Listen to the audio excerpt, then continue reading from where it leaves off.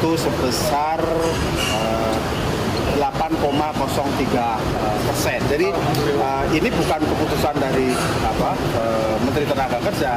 Ini adalah data yang kami ambil dari data BPS yang menunjukkan bahwa inflasi kita 2,88% dan pertumbuhan ekonomi kita 5,15%. Sehingga kalau dikombinasikan antara angka inflasi dengan pertumbuhan ekonomi itu sebesar 8,03%. Nah, data ini sudah kita sampaikan kepada gubernur yang memiliki kewajiban untuk menetapkan upah minimum provinsi per 1 November tahun ini. Oleh karenanya tentu saja kita minta agar semua gubernur ini bisa segera memproses penetapan UMP 2018 ini sesuai dengan ketentuan PP 78. Tapi apakah angkanya sudah disosialisasikan ke pelaku usaha juga, Pak? Kenapa? Apakah angkanya sudah disosialisasikan ke pelaku usaha juga? Nah, kalau pelaku usaha maupun teman-teman serikat pekerja kan semestinya sudah memahami konten dari PP 78 itu, di mana kenaikan upah itu berdasarkan pada pertumbuhan ekonomi dan inflasinya. Nah, sehingga itu lebih predictable karena salah satu fungsi dari PP 78 itu adalah memastikan agar pekerja selalu mendapatkan kenaikan upah setiap tahun. Nggak perlu demo, nggak perlu rame-rame, nggak perlu ribut-ribut, upah naik terus. Dan alhamdulillah tahun depan berarti akan naik sekitar 8,03%. Nah, bagi dunia usaha mereka juga lebih bisa memprediksi terkait dengan kenaikan upah di tahun yang akan datang dengan melihat pada tren pertumbuhan ekonomi dan inflasi itu. Cukup? Salam jumpa di program Suara Jakarta Jak TV di edisi hari ini. Hari Jumat tanggal 25 Oktober 2019, saya Sela Wangkar akan bersama Anda. Ya pemirsa, kita akan bahas mengenai upah minimum provinsi DKI Jakarta yang naik sebesar 8,51%. Dibandingkan dengan kenaikan tahun 2019 per tanggal 1 Januari kemarin, yaitu sebesar 8,03%. Kenaikannya lebih tinggi dibandingkan kenaikan tahun 2019. Kita akan bahas mengenai hal ini dengan upah sekitar 4,2 juta rupiah. Cukupkah untuk hidup di Jakarta dan juga bagaimana dengan tanggapan pengusaha berkaitan dengan kenaikan upah minimum provinsi yang telah ditetapkan oleh pemerintah ini. Kami telah kehadiran 3 narasumber pada malam hari ini. Yang pertama di samping saya dengan Ibu Diana Dewi, beliau adalah Ketua Umum Kadin DKI Jakarta. Selamat malam Ibu Diana. Malam. Ya, terima kasih bersama kami. Dan juga dengan Bapak Bestari Barus, beliau adalah politisi Nasdem yang juga mantan anggota DPRD DKI Jakarta. Selamat malam Pak Bestari. Selamat malam. Terima kasih bersama kami. Dan juga dengan Pak Yayat Supriyatna, beliau adalah pengamat kebijakan publik. Selamat malam Pak Yayat. Selamat malam Mbak Sela. Ya, terima kasih bersama kami. Baik, saya ke Ibu Diana terlebih dahulu. Ibu Diana, sebagai pengusaha Ibu dengan kenaikan 8,51%, apakah ini memang cukup memberatkan bagi pengusaha? Kalau mengenai kenaikan yang 8,51% itu, kalau menurut kami sebagai pelaku usaha itu masih masuk di dalam hitungan relevansinya ya Mbak.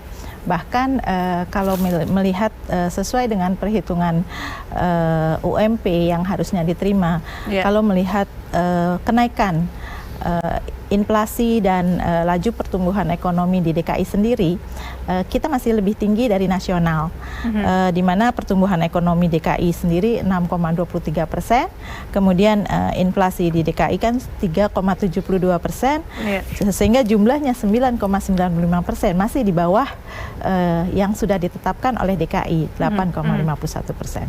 Cuma di kami merasakan bahwa tidak semua perusahaan itu sehat. Untuk yang perusahaan sehat memang 8,51% tidak ada masalah. Tutup mata ya begitu ya? Ikut menerima ya? Ya, cuma sekarang ini kan banyak sekali pelaku-pelaku ekonomi, pelaku usaha yang sedang merasakan meradang ya Mbak ya. Nah, jadi itulah yang kami mengharapkan ke depan bahwa UMP walaupun naik tetapi ada kebijakan dari pemerintah. Saat mengajukan UMP, apakah juga kalangan pengusaha juga sudah ditanya mengenai hal ini bahwa tidak semua perusahaan dalam keadaan yang cukup baik begitu sehingga angka 8% ini bisa diterima Ibu? Ya, kami memang di dalam kebijakan memang pemerintah sudah mengikut sertakan kami untuk sama-sama menghitung. Kita juga kan ada patokan yang tadi PP dari 78 tahun 2015 itu ya. Nah, ini yang kami utarakan bahwa tidak semua perusahaan akan bisa melaksanakannya. Yang paling utama adalah pengusaha-pengusaha padat karya. Ya. Menurut Ibu sendiri, kira-kira implikasinya nanti apa nih dengan kenaikan UMP yang tadi Ibu bilang masih ada perusahaan yang tidak bisa menjalankan, begitu implikasinya apa? Apakah memang nanti akan ada PHK dalam waktu dekat? Ya, kami mengkhawatirkan terjadinya PHK, sehingga saya berharap bahwa pemerintah itu akan, khususnya Pemprov DKI, akan memberikan kebijakan kepada terutama adalah pengusaha yang mikro. Sehingga kalau diberlakukannya UMP 2020, mereka itu tidak kena sanksi seandainya mereka belum bisa melakukan itu. Karena sekarang ini kan dengan adanya globalisasi yang saat ini sedang kita terpuruk dari segi ekonomi, banyak sekali PHK juga.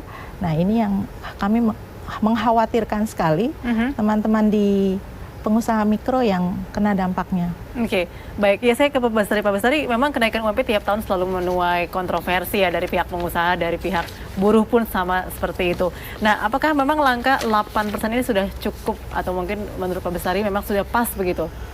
Ya, begini bahwa memang ini angka given ini dengan segala macam pertimbangan, hitung-hitungan dan sebagainya. Iya. Berbeda kalau kita bicara bahwa dia hidup di daerah Solo gitu, yang mungkin biaya hidup jauh lebih murah daripada DKI Jakarta. Kalau saya hari ini pada posisi seorang buruh, tentu saya berharap ya sekurang-kurangnya di atas 5 juta gitu ya, baru bisa dikatakan hidupnya itu agak layak gitu ya. Iya. Memang buruh juga mintanya segitu ya, di atas 5 juta ya tuntutan dari buruh. Itulah kira-kira bahwa mereka pun tahu sebetulnya untuk hidup layak itu kan di angka yang sekarang ini masih jauh, sehingga mereka terus saja menuntut kan begitu. Iya. Jadi ada dasar menuntut itu bukan karena mereka ingin kaya, saya kira bukan ya, tapi hidup layak itu dulu. Nah, tentu ini harus menjadi perhatian. Nah, ini kan baru kita ucapkan selamat juga nih kepada Pak Gubernur yang baru saja melantik Dewan Pengupahan. Mudah-mudahan Dewan Pengupahan ini kan sebetulnya kerja mereka tinggal udahlah ini kita terima angka ini kemudian sodorkan kembali kepada gubernur. Saya berharap sebetulnya kepada kawan-kawan yang ada di Dewan Pengupahan ini mulai berpikir tentang bagaimana memberikan masukan kepada gubernur yang lebih cerdas. Apa itu? Bahwa APBD DKI yang besar ini dapat juga dialokasikan sebagai beberapa garansi ya terhadap beberapa komoditi yang diperlukan dan mendasar bagi masyarakat Jakarta, khususnya ya ini bukan membedakan antara buruh dan non buruh, tetapi kalau untuk kemudian membuat mereka lebih sejahtera, garansi dong itu harga cabai nggak bakalan pernah lebih dari 20.000 gitu sekilo atau 30.000. Garansi dong harga bawang terjangkau sehingga mereka tidak terlalu banyak mengorek koceknya untuk membeli yang hari ini harganya 20.000, besok tiba-tiba 40.000 bawang putih dan harga-harga yang lain, daging kah itu, supaya mereka bisa hidup lebih sehat gitu loh. Oke, Pak Bestari pernah ada di Dewan, apakah memang selama ini tidak pernah dilakukan hal-hal seperti itu? Dananya memang ada sebetulnya. Ya, ini yang beberapa kali pernah kami sampaikan ketika beberapa komponen buruh itu demo. Tentu memang harus diperlihatkan seperti apa yang disampaikan tadi oleh Bu Diana, bahwa kalau dipaksakan angka yang terlalu tinggi, sebetulnya gubernur itu bisa teken-teken saja. Iya. Tetapi dampak daripada itu adalah mungkin perusahaan yang sudah sangat settle sekali, dia mungkin hanya sedikit cemberut. Tetapi kalau memang mereka yang baru mau merangkak, tentu ada resiko PHK, ada resiko kemudian bungkus semua barang-barangnya bawa ke daerah lain yang lebih murah. Ini kan juga menjadi satu hal yang mesti kita pikirkan. Maka saya kira sandingannya adalah bagaimana memberdayakan APBD DKI ini. Ini khusus bicara DKI, kalau daerah lain silakan. Nanti bagaimana gubernur memiliki kebijakan dan kewenangannya dia bergunakan di wilayahnya. Kalau kita bicara Jakarta, seharusnya gubernur ini sudah melihat, oke, masyarakat saya yang buruh ini harus juga saya tambahkan supaya mereka lebih jadi sejahtera lagi apa? Ada garansi-garansi tentang yang telah kita sebutkan tadi. Mungkin itu lebih baik gitu loh. Jadi jangan kemudian hanya ya menyerah ya. Pak Anies kan suka gitu tuh. Menyerah ini kan memang udah kebijakan pusat, udah begini, sudah begono, ya udah kita terima aja. Nah ini yang mungkin nanti harus saya ingatkan kembali kepada teman-teman di Dewan Pengupahan untuk memberikan masukan yang bernas kepada saudaraku Anies Baswedan. Saya kira itu. Baik Pak Yayat, Pak Yayat udah ingin komentar nih mengenai tadi ya. Bahwa saya ingin menambahkan dikatakan oleh Bang Bastari, persoalan besar, persoalan tarif. Apakah kenaikan 8,5 ini itu buah si malakama tidak? Bagi buruh mungkin ada harapan, ekspektasi kenaikan upah membantu kesejahteraan. Tapi tadi dikatakan Bu Diana, ini juga bagi yang settle perusahaannya tidak masalah. Tapi bagi mereka yang sekarang kurang beruntung akan menjadi dilema juga.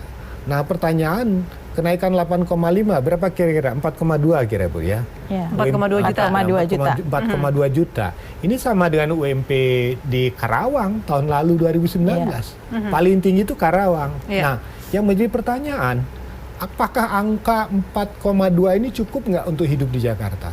Statistik dari BPS mengatakan 2017-18 untuk hidup layak satu keluarga, 2 anak, 1 istri, itu kisaran 9,7 juta.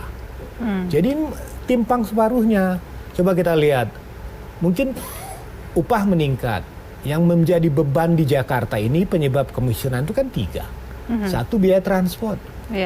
Transportnya ini naik atau turun, kan? Berapapun upah yang didapat, kalau kos terlalu tinggi, ini menggerus pendapatan. Pendapatannya itu digerus 30-40%. Buruhnya kerja di mana? Kalau tinggal lihat di pinggiran, habis dia dimakan sama itu. Kedua, yang mahal itu di Jakarta menyebabkan kemiskinan, sewa rumah. Nah, di Jakarta ini data menunjukkan hanya 44% orang di Jakarta yang memiliki rumah. 36% itu menyewa. Yang menyewa ini yang terus-terusan pasti akan naik terus. Sementara yang sisanya 20%-an itu apakah menumpang di mertua, apakah menumpang di teman dan sebagainya. Baru yang ketiga tuh sembako. Nah, selama tadi dibilang sama Bang Bastari, apakah APBD kita mampu memberikan insentif, misalnya contoh agar bawang, cabai itu lebih murah adalah subsidi di biaya transportnya. Nah, DKI itu ada rencana katanya mau kerjasama dengan Kabupaten Bogor, Cianjur untuk membangun agribisnis baru. Sampai sekarang kan nggak pernah jadi-jadi. Nah, jadi instrumen persoalan upah dengan 3 penyebab persoalan kemiskinan di DKI itu harusnya menjadi pertimbangan. APBD itu akan mengintervensi di mananya. Nah, ini menarik nih apa yang disampaikan Pak Yayat dan juga menyambut tadi Pak Bestari ya. Tapi kita akan bahas nanti mengenai hal ini. Kami akan kembali pemirsa setelah jeda pariwara berikut.